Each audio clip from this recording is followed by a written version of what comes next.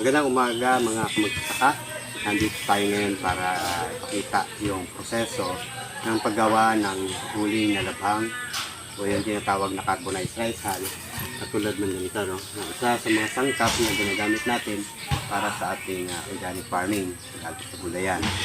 So, ang kagandahan nitong ating gagawin, dalawang produkto yung ating puproduce.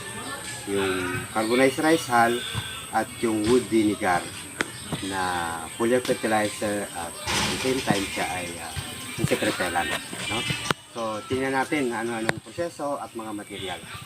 Okay, una, ito yung aming mga materials na sinasama maliban sa ipa ng palay.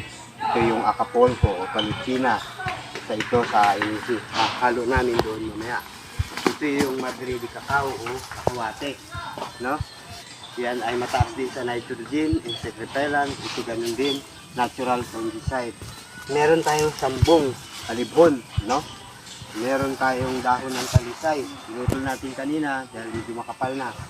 At meron tayong citronella, ng insect repellent din, no?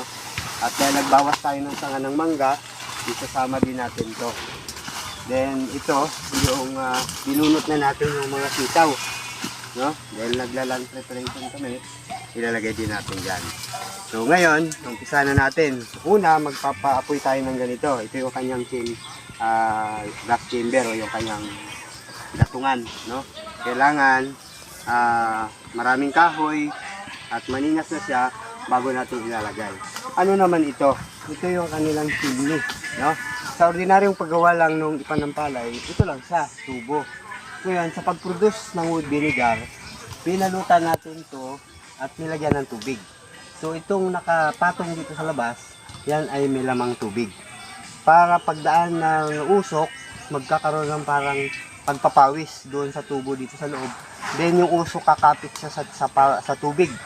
May ipon yung tubig at babagsak siya dito. At yung lalabas ito, yun ay wood vinegar. No? So tingnan natin. Pakita po namin ito.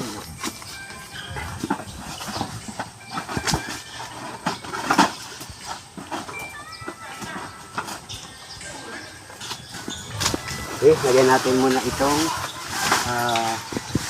acapulco.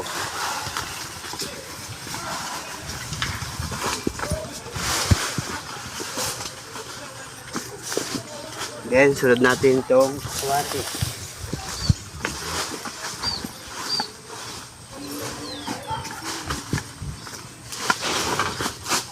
Sunod natin itong sambong.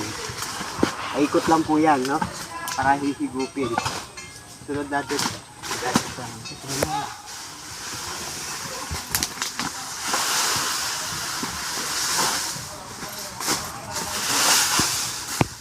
then itong talisay.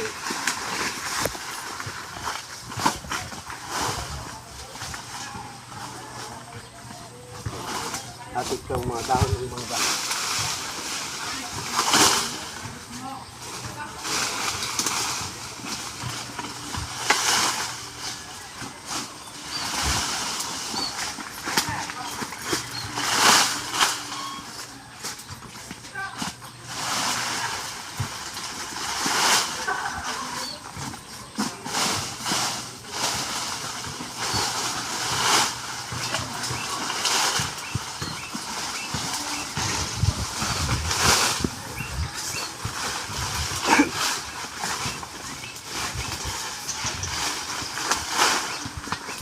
Natin sa itaw, no? Ikot natin dito. Okay, dito ang kinapala natin sapagkat dito malimit ang malakas na hangin. Ito yung madaling nasusunog.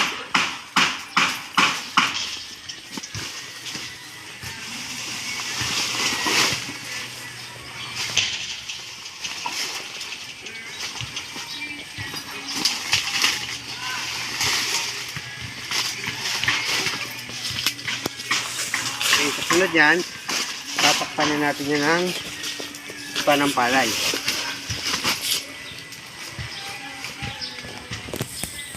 Okay.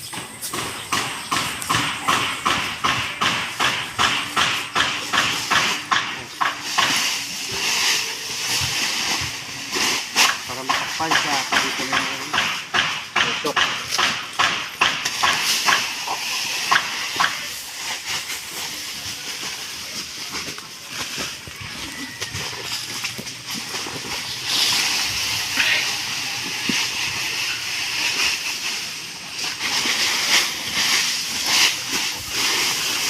Tulong na tayo baka masali.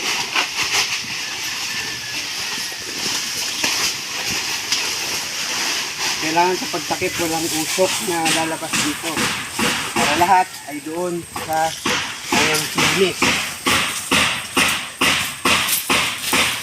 So kikita natin may lumalabas na. Yan na yung wood vinegar.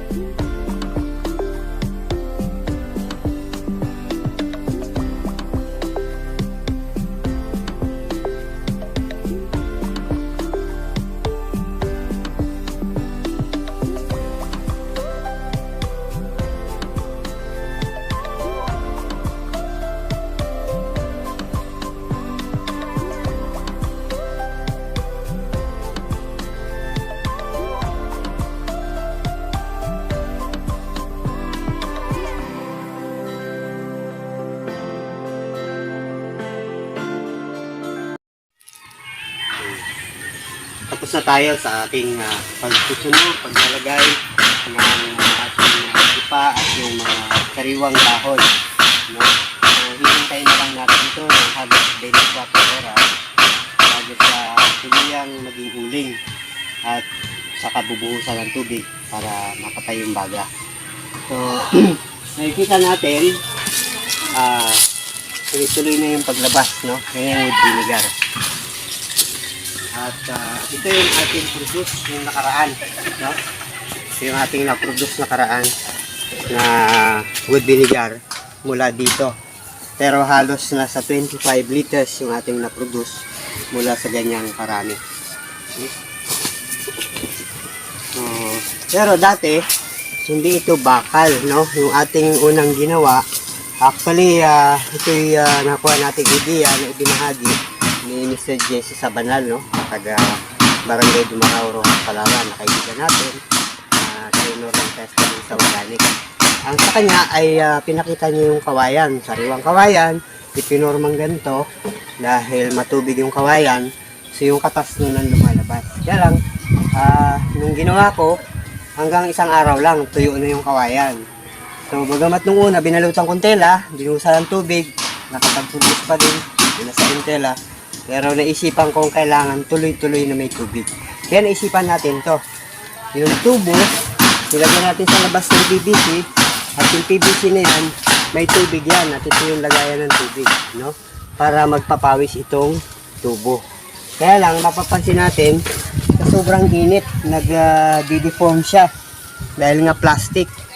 So, dito nakapag-desisyon akong gawin siyang purong bakal na. So, plain sheet po yan, no? So, umigit kumulang 10,000 din yung ating nagastos yan sa pagpagawa. At ang kainaman dito, 24 hours, kaya niyang mag-produce ng 25-30 liters ng wood vinegar kapag tuloy-tuloy na mamonitor.